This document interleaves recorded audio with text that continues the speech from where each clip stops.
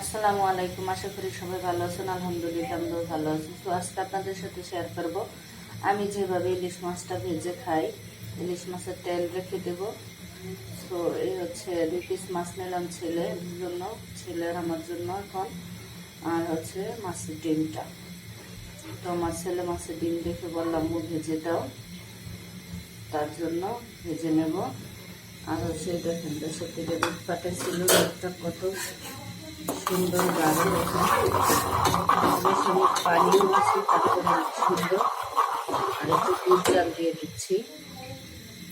তো দেখেন দুধটা জাল করে নিচে হয়ে গেছে, নামিয়ে রাখবো, মাছটা দিয়ে দিব।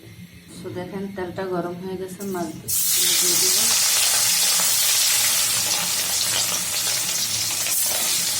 তেল বেশি দিয়েছি, আবার ইলিশ মাছ থেকে উঠবে, কারণ হচ্ছে তেল দিয়েই খাওয়া হবে।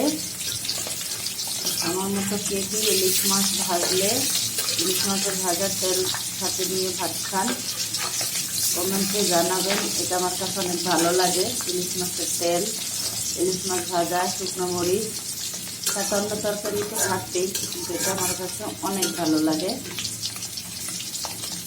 তার জন্য তেল রেখে দেবো। তবে হ্যাঁ, মাছটাতে বিশেষ কিছু দেয়নি, খালি একটু লবণ, স্বাদ মতো হলুদের গুঁড়া আর সামান্য পরিমাণ মরিচের গুঁড়া, এই দিচ্ছি হলুদ, মরিচ, লবণ।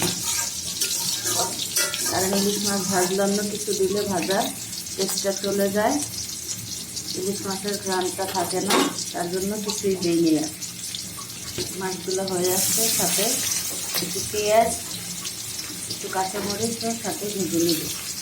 মাছগুলো আর একটু লাল লাল করবো। আমার পেঁয়াজটা হয়ে গেছে, পেঁয়াজটা উঠিয়ে নেব।